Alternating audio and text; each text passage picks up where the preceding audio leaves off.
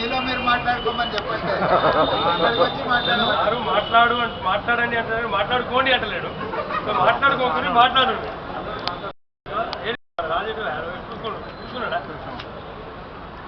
Family చెప్పినట్టు సరిగ్గా 57 ఏళ్ళ కిందట జరిగిన విద్రోహ కారణంగా మనం 57 మంది ఎంత తండ్లాడుతున్నామో మళ్ళీ ఈ తెలంగాణ ఎన్నికలు తెచ్చుకోవడానికి మనందరికీ తెలిసిందే. దానికోసమే ఈ 4 ఏళ్ళ నుంచి మరీ ముఖ్యంగా 2 నెలల నుంచి అయితే మనం చాలా అప్రమత్తంగా ఉండి వచ్చిన తెలంగాణ మళ్ళీ ఇంకా పోకుండా ఎట్లయినా దాన్ని కాపాడుకోవాలని చేస్తున్నాం. అదే మొన్న మనం మాట్లాడుకున్నాం కదా, నా కోటి చూస్తేనే తెల్లారుతుంది అనుకున్నట్టే మనకు తెల్లారంగా సూర్యకిరణాలు ఎట్లా వస్తాయి, కొంచెం అట్లా వస్తాయి, చేయడం పెడితే ఆగిపోతాయి, కానీ మళ్ళీ సూర్యుడు మీద పోయి మళ్ళా పడుతూనే ఉంటాయి కిటికీలకి. అట్లా ఒక ఆయనకి ఇట్లా అరచేతి పెట్టేసినట్టు, అబ్బాయి ఆ చీకటి ఉంది నేను తెల్లారి తెలియదు అనుకున్నట్ట. అట్లా ఒకసారి 2 సార్లు 3 సార్లు మొత్తం మనిషి నిలబట్టి ఆగుతలేదు కదా, మిట్ట మధ్యాహ్నం అయ్యేదాకా ట్రై చేసినాడు పాపం. ఇప్పుడు పరదలు కట్టినా లోపలికి వస్తాను. అంటే తెలంగాణ కూడా ఎవరు ఎన్ని అడ్డం చెప్పినా ఏం చేయాలనుకున్నా కూడా ఆగే పరిస్థితి లేదు. అంటే మామూలుగా పెద్ద పెద్ద మాటలు చెప్తారు, అరచేతిని అడ్డం పెట్టి ఆపడం సాధ్యం కాదు సూర్యకాంతి. అట్లా ఇప్పుడు తెలంగాణ మిట్ట మధ్యాహ్నం సూర్యకాంతి లెక్క ఉన్నది. అది అడ్డం పెట్టడానికి చురుకు కలుగుతాయి, ఎండ పోయి నిలబడితే కాలు కాలుతాయి, ఎత్తి కాదు మారుతుంది. కాబట్టి అటువంటి ప్రయత్నాలు ఎవరు చేసినా కూడా అది సాధ్యం కాదు. పేపర్లో 45 days December 15th అన్నట్టుగా ఏదో వార్తలు వచ్చినట్టుగా ఇవాళ నమస్తే తెలంగాణ రాష్ట్రం వేరే పేపర్లో కూడా దాదాపు అటువంటి వార్తలే వచ్చినాయి. సీమాంధ్ర పత్రికలన్నా కూడా అంటే కొత్త సంవత్సరం తెలంగాణలో జరుపుకుంటామనే సూచనలు వచ్చినట్టుగానే అన్ని పత్రికలు వచ్చినాయి. కాబట్టి మనం అధైర్యపడవద్దు, అట్లా అని చెప్పేసి అజాగ్రత్తగా ఉండదు.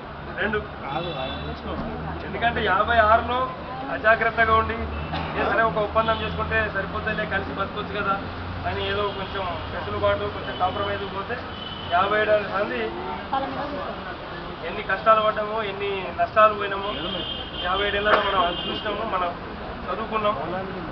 అట్లనే అందుకని ఇప్పుడు ఎంత జాగ్రత్తగా ఉంటే మనం అంత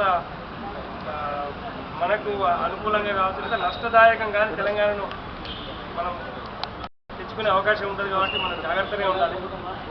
ఇంకొక విషయం చెప్పి మీకు చాలా మంది తెలియకపోవచ్చు, ఈరోజు పట్టికోట ఆళ్వార్ స్వామి అని ఆయన తెలంగాణ వైతాళికుడు అని మీకు చాలా మంది, చాలా గొప్ప నాయకుడు. గ్రంథాలయ ఉద్యమాన్ని తెలంగాణలో మొదలుపెట్టిన ఆయన జయంతి ఇవాళ. గ్రంథాలయ ఉద్యమం గురించి ఎందుకు చెప్తున్నానంటే ప్రతి వాళ్ళకు చదవడం చాలా ఇంపార్టెంట్. మన చరిత్ర మనం చదువుకోకపోతే, ఇప్పుడు ఏం జరుగుతుందో చదువుకోకపోతే మనం భవిష్యత్తును కూడా నిర్మించుకోలేమని పెద్దలు చెప్తుంటారు. అట్లా ఎందుకు ఈ విషయం చెప్తున్నా అంటే తెలంగాణ అంటే అప్పుడు నిజాం స్టేట్లో మనకు సామాన్య ప్రజలకు చదువు చాలా కష్టంగా ఉండేది. అటువంటి సమయంలో చాలా కష్టాలు ఎదుర్కొని ఆయన గ్రంథాలయ ఉద్యమాన్ని నడిపిన వ్యక్తి ఆయన పూర్తిగా మనం కూడా మనం అధ్యయనం చదువుకోవడం అనేది, చరిత్ర చదువుకోవడం, వర్తమానం చదువుకోవడం, భవిష్యత్తు గురించి చదువుకోవడం అనేది చేస్తే మంచిదని నేను మీ అందరికీ చెప్పదలుచుకున్నా. అందుకని ఆయన గుర్తు చేస్తున్నాను. అది యాదృచ్ఛికం. ఆయన అంటే ఆయన మంచి తెలంగాణ ప్రాంతం బాగా ఉండాలని కోరుకున్నాడు. అది కూడా విద్రోహ దినం అయిపోయింది మనకు. నవంబర్ 1 ఆయన చేయదు. ఏదేమైనా మనం చాలా ఆయన విగ్రహాన్ని ట్యాంక్ బండ్ మీద పెట్టాలని చెప్పి మనం తెలంగాణ వాళ్ళు ఎప్పటి నుంచో కూర్చున్నా కూడా ఆయన అది ఒకటే కాదు, ఆయన గొప్ప కార్మిక నాయకుడు కూడా. ఇక్కడ హోటల్ కార్మికుల సంఘం, వర్తక కార్మికుల సంఘం, షాపులలో పనిచేసే కూడా సంఘాలు పెట్టినారు. సో అట్లా గొప్ప కార్మిక నాయకుడు కూడా ఆయన దాశరథికి గురువు. మన దాశరథి నా తెలంగాణ కోటి రత్నాలు రాసిన దాశరథి పద్యాన్ని జైలు గోడల మీద కొన్ని వందల సార్లు రాసినట్టు. ఆయన నిజామాబాద్ జైల్లో ఉన్నప్పుడు రోజు పద్యం రాసినాడట. వాళ్ళు వచ్చి చెడిపెట్టారు బొగ్గుతోనే, అది కూడా తోముకోవడానికి బొగ్గుతో కూడా తెలుసు కదా ఎవరికైనా.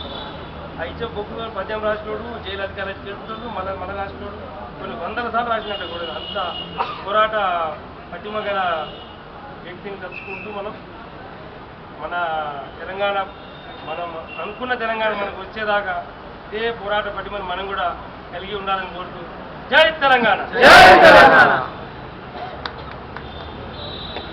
ఫ్రెండ్స్, ఈరోజు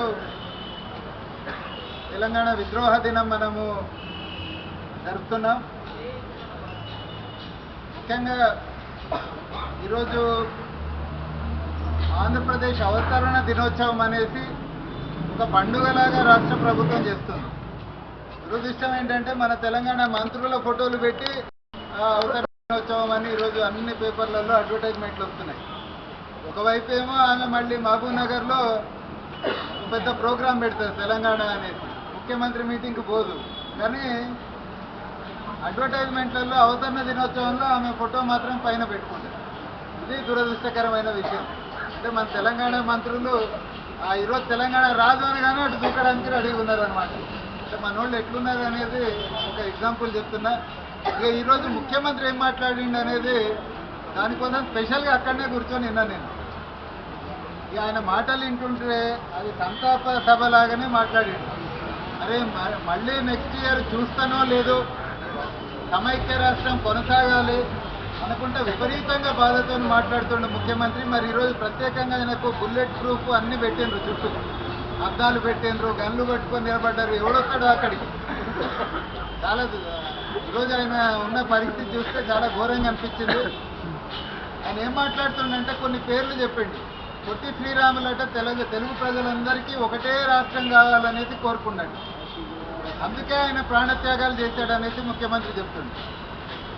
పొట్టి శ్రీరాములు అనేవాడికి ఆంధ్రప్రదేశ్కి అసలు సంబంధమే లేదు. ఇప్పటికీ అక్కడ మీటింగ్ షాప్ పెడుతున్న వాళ్ళకు మీరు ఒకసారి పోయి అడగండి, పొట్టి శ్రీరాములు ఎందుకు చనిపోయిందంటే ఆంధ్రప్రదేశ్ కోసం చనిపోయిందంటారు. ఆయన అసలు చనిపోయింది 53లో ఆంధ్ర రాష్ట్రం కోసం, మద్రాసు నుంచి విడిపోవాలనేసి ఆయన దీక్ష కొనసాగించాడు, నిరాహార దీక్ష. పాప ఆయన చాలా మంచోడు. ఆయన దీక్షకు స్పందించి నెహ్రూ డిక్లేర్ కూడా చేశాడు. ఏది ఆంధ్ర రాష్ట్రాన్ని మీరు డిక్లేర్ చేస్తున్నామనేసి పార్లమెంటులో చెప్పిన తర్వాత కూడా కుంపదీసి ఆ రోజే ఆయన నిరసన దీక్ష విరమిస్తే సీఎం ఎవరైతారు? ఇక ఆటోమేటిక్గా అంత పెద్ద ఉద్యమం చేసిండు కాబట్టి ఆయనే సీఎం అవుతాడు.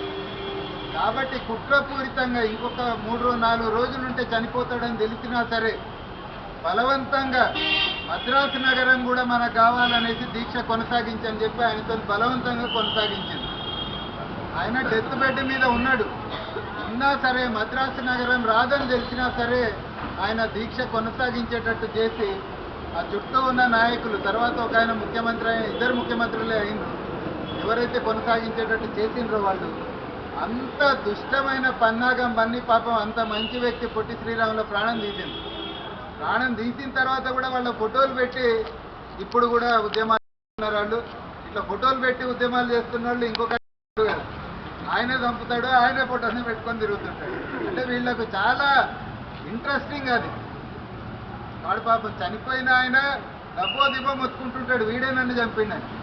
చచ్చిపోయిన తర్వాత ఆయన ఫోటో పెట్టుకొని ఓట్లాడుకుంటూ తిరుగుతారు. ఇంత ఘోరమైన సంప్రదాయం అక్కడ నాయకుల్లో ఉంది.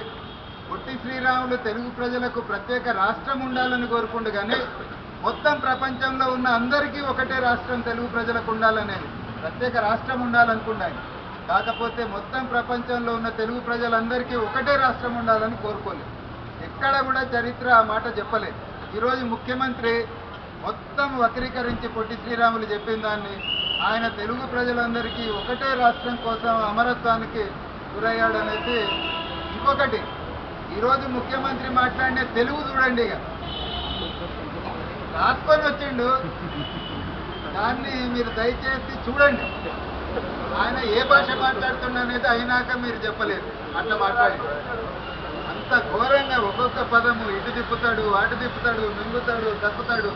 అది చూస్తే ఎంత ఘోరంగా ఉందంటే అంత ఘోరమైన తెలుగు మాట్లాడుతున్నారు ముఖ్యమంత్రి.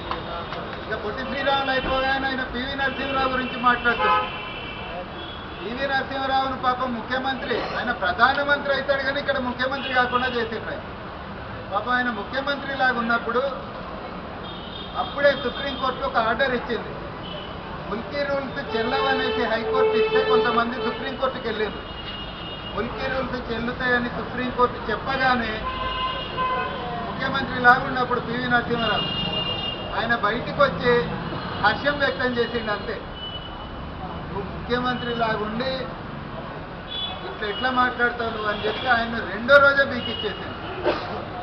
అంటే పివి నరసింహారావు ముఖ్యమంత్రి, ప్రైమ్ మినిస్టర్ అవుతాడు కానీ వాళ్లకు వ్యతిరేకంగా ఉంటే రాష్ట్ర ముఖ్యమంత్రి కాలేడనే విషయం పివి నరసింహారావు ఒక ఎగ్జాంపుల్. ఇక బూరుగుల రామకృష్ణారావు గురించి 56 కన్నా ముందు ఏంటంటే అప్పుడు నిజాం ప్రభుత్వానికి వ్యతిరేకంగా చాలామంది పోరాటాలు చేసిండ్రు. వాళ్ళందరికీ కూడా ఏంటంటే నిజాం ప్రభువుని చూపెట్టి అరే ఇలాంటిదా ఇది బాగుండదు, మనం కలిసి ఉంటే బాగుంటుంది అని చెప్పి రోజు వాళ్ళు చెప్పి కొంతమందిని నమ్మించారు. యాక్చువల్గా బూరుగుల రామకృష్ణారావు పెద్ద ఉద్యమం చేస్తాడు, తెలంగాణకు ప్రత్యేకంగా అస్తిత్వం ఉండాలి, తెలంగాణ సీమాంధ్రతో కలవకూడదనేసి పెద్ద ఎత్తున ఉద్యమం చేస్తాడు. ఆయన టీవీ రంగారెడ్డి వీళ్ళిద్దరూ కలిసి పెద్ద ఎత్తున ఉద్యమం చేస్తారు. దాని గురించి పెద్ద లిటరేచర్ ఉంది. కానీ చివరిలో ఆయన నయాన్నో భయాన్నో బూరుగుల రామకృష్ణారావును ఒప్పిస్తారు. ఒప్పించిన తర్వాత రాష్ట్రం ఏర్పడ్డ తర్వాత అప్పటిదాకా ఏమంటారంటే బూరుగుల రామకృష్ణారావు ఇక నువ్వే ముఖ్యమంత్రి అని చెప్తాడు మన నీలం సంజీవ్ రెడ్డి. నీలం సంజీవ్ రెడ్డి అంతకన్నా కుట్రదారుడు ప్రపంచంలో మీకు దొరకడు. నీలం సంజయ్ రెడ్డి గురించి అంటే అప్పుడు ప్రైమ్ మినిస్టర్లు కూడా భయపడేవాడు, వీడు ఎక్కడ ఎన్నుకోడు కొడుస్తాడు అని, అంత ఘోరమైన క్యాండిడేట్. బూరుగుల రామకృష్ణారావు ఏం చెప్తాడంటే, అది బూరుగుల రామకృష్ణారావుకు నీలం సంజయ్ రెడ్డి ఏం చెప్తాడంటే, రాష్ట్రం ఏర్పడగానే ఇక నువ్వే ముఖ్యమంత్రి అని చెప్తాడు. చెప్పిన రాష్ట్రం ఏర్పడ్డాక ఫస్ట్ మీటింగ్లో ఏం చెప్తాడంటే నీలం సంజయ్ రెడ్డి, తెలంగాణ వాళ్ళు పొద్దున 10 దాకా లేవరు, ఇక్కడ నిజాం సంస్కృతి మీ అందరికి ఎక్కింది, ఇట్లయితే రాష్ట్రం అభివృద్ధి కాదు, కాబట్టి తెలంగాణ వాళ్ళు ముఖ్యమంత్రికి అర్హులు కాదనేసి ఆ మీటింగ్లో చెప్పేస్తాడు. ఇక బూరుగుల రామకృష్ణారావుకి అర్థమైపోతాడు. ఆయన పెద్ద లెటర్ రాస్తాడు, ఇంత ద్రోహం అనుకుంటాడు. ఆ లెటర్లన్నీ కూడా వాళ్ళ పిల్లలు బయట పెట్టింది. ఇక కాళోజీ లాంటి వాళ్ళు కూడా ఏంటంటే పాపం 56 కన్నా ముందు ఈ విశాలాంధ్ర అనే దాంట్లో పడిపోతారు. పడిపోయి విశాలాంధ్రకు సపోర్ట్ చేస్తారు కొంతమంది కాళోజీ లాంటి వాళ్ళు.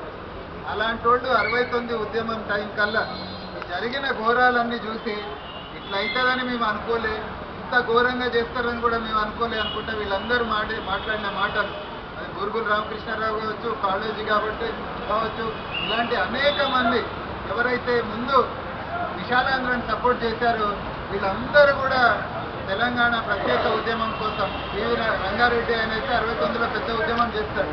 వీళ్ళందరూ కూడా తెలంగాణ ప్రత్యేక రాష్ట్రం కోసం పెద్ద ఎత్తున పోరాటం చేసిన వాళ్ళలో ఉన్నారు. కాళోజీ గురించి అయితే చెప్పక్కర్లేదు, అంత పెద్ద ఎత్తున అతను గేయాలు పద్యాలు ఇవన్నీ రాయడం కూడా ఆయన పుస్తకాల్లో మనం చూస్తాం. కాబట్టి ముఖ్యమంత్రి ఈరోజు మాట్లాడిన మాటలన్నీ కూడా ఆయన ముఖ్యమంత్రి పదవి నుంచి గెంటిన దాకా ఇట్లనే మాట్లాడతాడనేది మనకు అర్థమవుతుంది. ఆయన సమైక్య కాంగ్రెస్ అనేది పెడతాడట పార్టీ, ఆల్రెడీ వాళ్ళ పత్రికలే రాసుకున్నాయి. ఇక మనం చూడాలి ఈ ముఖ్యమంత్రి ఎంతకాలం కొనసాగుతాడు. రెండోది, ఈరోజు కేంద్ర ప్రభుత్వం ఏం చేసింది, ఒక అఖిల పక్షం వేసింది. ఈ అసలే లేట్ అవుతుందిరా అని మనం అడుగుతుంటే ఈ అఖిల పక్షం వేసింది. ఇక చంద్రబాబు నాయుడు అయితే చెమటలు కక్కుతున్నాడు, ఇప్పుడు ఏం చేయాలని తెలియట్లేదు. అంటే పిల్లికి చెలగాటం ఎలకకు ప్రాణ సంకటం లాగుంది చంద్రబాబు నాయుడు పరిస్థితి. ఏం చేయాలో అర్థం కావట్లేదు. ఢిల్లీకి పోయి దీక్ష పెట్టిండు ఏమని, అఖిల పక్షం వేయాలని. ఇప్పుడు వేసిండు, ఏం చేయాలి ఇప్పుడు? చెమటలు కక్కుతుండట. ఎవడు అడిగిండు అంటే నువ్వు అడిగినావు కదా సార్ ఢిల్లీలో అని వాళ్ళు అన్నారండి. నేను అడిగింది వేరేలాగా అడిగినా వాళ్ళు చేస్తారని అనుకున్నానా అంటుండట. టీడీపీ వాళ్ళే చెప్తున్నారు ఫోన్ చేసి, నేను అనుకోలే వేస్తారనంటే నువ్వు అనుకోలే తెలంగాణ కూడా ఇస్తారని. అప్పుడు అట్లనే అయింది, ఇప్పుడు అట్లనే అయింది, నువ్వు ఏదంటావో అదే జరుగుతుందని చంద్రబాబు నాయుడు పరిస్థితి. అంటే ఇప్పుడు కేంద్ర ప్రభుత్వానికి ఏంటంటే ఇక వీళ్ళందరినీ ఆడుకోవడం మొదలుపెట్టారు. కానీ మన వరి ఏంటంటే ఈ ఆటలో పడి లేట్ అయితే కష్టం కదా అని మనం చూస్తున్నాం. కాకపోతే మరోవైపు మొత్తం కూడా వాళ్ళు సిద్ధంగా ఉన్నారనేసి, వారం రోజుల లోపల కూడా కంప్లీట్ చేయడానికి అన్ని సిద్ధంగా పెట్టారనేది అది కూడా ఒకటి చెప్తున్నారు. ఏదేమైనా డిలే కావడం అనేది ఏ విధంగా కూడా తెలంగాణకు మంచిది కాదు. ఎంత తొందరగా ఈ ప్రక్రియ ముగిస్తే అంత మంచిదనేసి మనం అనుకుంటున్నాం. కాబట్టి పార్లమెంటులో తెలంగాణ బిల్లు తక్షణం ప్రవేశపెట్టాలనేసి కూడా మనందరం కూడా కేంద్ర ప్రభుత్వాన్ని డిమాండ్ చేస్తున్నాం. అట్లనే ఈ విభజన సందర్భంగా ఘోరమైన నిర్ణయాలు జరుగుతున్నాయి. మొన్న ఒక టాస్క్ ఫోర్స్ చేశారు, ఇప్పుడు దానికి ఒక సపరేట్ చట్టం వీళ్ళ సీమాంధ్రుల కోసం వాళ్ళ భద్రత కోసం ప్రత్యేకమైన చట్టం కావాలనేసి అందులో మొత్తం ఒక 26 మంది అధికారులు ఉంటే మొత్తం సీమాంధ్ర అధికారులు మెజారిటీ ఉన్నారు, తెలంగాణ వాళ్ళు లేరు అందులో. సో ఒక ప్రత్యేకమైన చట్టం రావాలనేసి వాళ్ళు డిమాండ్ చేస్తున్నట్టు తెలుస్తుంది. ఏదేమైనా సరే ఈ కీలకమైన సమయంలో తెలంగాణ సమాజం మొత్తం కూడా అప్రమత్తంగా ఉండాలనేది మాత్రం మనందరం కూడా గుర్తుంచుకోవాల్సిన అవసరం ఉంది. కాబట్టి మన కార్యక్రమాలు ఏవైతే ఉన్నాయో అంటే ఈ ఒక్కరోజే మనం పెట్టుకోవట్లేదు, కంటిన్యూస్గా రాష్ట్ర ఏర్పాటు వరకు మనం పెడుతున్నాం. ఈ విషయాలు అనేది మొత్తం తెలంగాణ సమాజం గమనిస్తుంది. మీడియా ఉన్నా లేకున్నా విద్యుత్ సౌధలో కార్యక్రమాలు కంటిన్యూస్గా జరుగుతాయనే విషయం 10 జిల్లాల్లో కూడా తెలిసిపోయింది. కాబట్టి ఈ కార్యక్రమాలు ఇదొక ఉద్యమ టార్చ్, ఇది కంటిన్యూ కావాలనేసి మరొకసారి విజ్ఞప్తి చేస్తూ ఈరోజు పెద్ద ఎత్తున వచ్చిన మీ అందరికీ కూడా మరొకసారి ఉద్యమాభివందనాలు చెప్తూ మన కార్యక్రమాలు కొనసాగించాలనేసి మరొకసారి విజ్ఞప్తి చేస్తూ జై తెలంగాణ.